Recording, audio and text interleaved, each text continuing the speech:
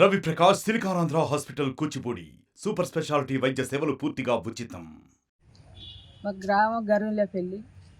మా అవ్వగారి ఇంటికి నేను బతికేతందుకు వచ్చిన 4 రోజులు కైకిలు పూలు చేసుకుంటానికి వస్తే కనిపర్తికి వచ్చిన. కనిపర్తికి వస్తే 10 రోజులు తిరిగాడు మా ఇంబడి. 10 రోజులు తిరిగితే ఎందుకు దేనికోసం ట్రాక్టర్ కొరకు 10 రోజులు తిరిగిండు. తిరిగితే మా ఊరే కదా, మా ఊరే అయినా కదా అని మేము నమ్మకం పడ్డాం. నమ్మకం చేసే మా ఊరు మనిషి నమ్మకం కొద్దీ మేము దిరాక్షలు ఇచ్చినాం. లేకపోతే మేము లేకుంటే మేము ఇవ్వపోదు. కాగితాలు ఇచ్చిన దిరాక్షలు ఇచ్చినాం, భూమి దిరాక్షలు ఇచ్చినాం. మేము మేము మా బతుకు మాకు ఉందామంటే ఇల్లు లేదు. ఇప్పుడు ఉన్న భూమి పోయిందంటే మేము రోడ్డు మీద ఉండు. ఇంత మందు డబ్బా పట్టుకుంటాం. నా ఎత్తు కొడుకు చచ్చిపోయింది, కొడుకు 2 పిల్లలు. మరి వాళ్ళని ఎట్లా సాగాలని నేను. ఇప్పుడు మా అత్త మంచాల పడ్డది, పచ్చవతం వచ్చింది. మరి అత్త మామ సంపాదించిన భూమి నేను ఉన్నది కాదు. మరి వాళ్ళు నా తోటోళ్ళు వాళ్ళు ఖర్చు పెడితే నన్ను మోసం చేసింది మహేందర్, శ్రీపతి మహేందర్. మేము మందు డబ్బా పట్టుకొని మమ్మల్ని ఎట్లా మోసం చేసిందంటే, నేను ఫైనాన్స్ నేను కట్టుకుంటా, ట్రాక్టర్ నేను తెచ్చుకొని కట్టుకుంటా, మీకు ఏం ఇబ్బంది లేదంటేనే మేము ముందుకు పడ్డాం. లేకపోతే మేము ముందుకు దాగేటోళ్ళం కాదు. ఆ పేపర్లు ఇచ్చినాం. కానీ మా బతుకు అయితే ఇప్పుడు ఫైనాన్స్ వాళ్ళు ఏమన్నారు? ఫైనాన్స్ వాళ్ళు వచ్చి మీ భూమి సీలేస్తామన్నారు. మాకు మీరు 2 రోజులలో మమ్మల్ని కలవకుంటే భూమి సీలేస్తామన్న వాళ్ళకి మేము ఇక్కడికి వచ్చి ఇప్పుడు పోలీస్ స్టేషన్కి వచ్చి ఉన్నాం. మేము మందు డబ్బా పట్టుకొని వస్తాం అనుకుంటే అద్దన్నారు. అద్దంటే పెద్ద మనుషులు అద్దన్నట్టుగా మేము అట్టుగానే వచ్చినాం. ఇప్పటికైనా కానీ మందు డబ్బా అయితే మానకనైతే ఊకోదు. ఉందామంటే ఇల్లు లేదు నాకు. నా భూమి నాకు కావాలి, నా కాగితాలు నాకు అయిందంటే వాళ్ళతోటి నాకు సమస్య లేదు. నేను పొరుగురికి వచ్చి బతికిన 4 రోజులు.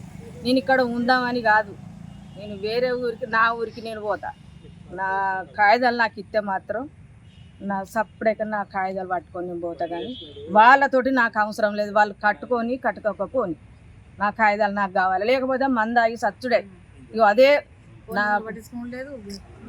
నా బతుకు గంతే. నాకు ఉందామంటే ఇప్పుడు ఇల్లు లేదు, చేసుకుందామంటే భూమి లేదు. మరి నా బతుకేంది? నాకు ఉన్న నేను 2 లక్షలో 1 లక్షలో నాకు ఇంటికాడ కట్టుడు ఉన్నది. మరి నేను ఏం చేసుకొని కట్టుకోవాలి? ఈ మందికి అప్పచెప్పి నేనేం చేసుకొని కట్టుకోవాలి? నా బతికేంది? నా బాధ ఏంది? నా పిల్లలు ఆగమై తిరుగుతారు. నా కొడుకు చిన్న పిల్లలు వాళ్ళు. మరి వాళ్ళకి నేను ఎక్కడ తెచ్చి పెట్టాలి? నన్ను ఫోన్ చేసి నోటికి 2 ఎకరాలు, గుంట తక్కువ 2 ఎకరాలు కనపర్తికి వచ్చిన బతుకదేరు కోసం, కైకిలి కోసం. అత్తే శ్రీపతి మహేంద్ర అనేటోడు భూమి కాగితాలు కావాలంటున్నాడు.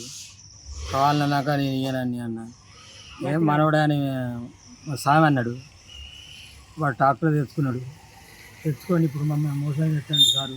మీరు సావన్న బతాన్ని బాగుంది కాలు నొక్క ఏం చేయాలి బాగుంది. మాకు ఇల్లు లేదు, ఫైనాన్స్ తోడు నా భూమి చెప్తాను బాగుంటాను. మందాకి సత్తా సార్. తూముల నరసింహస్వామి. నా పేరు నరసింహస్వామి.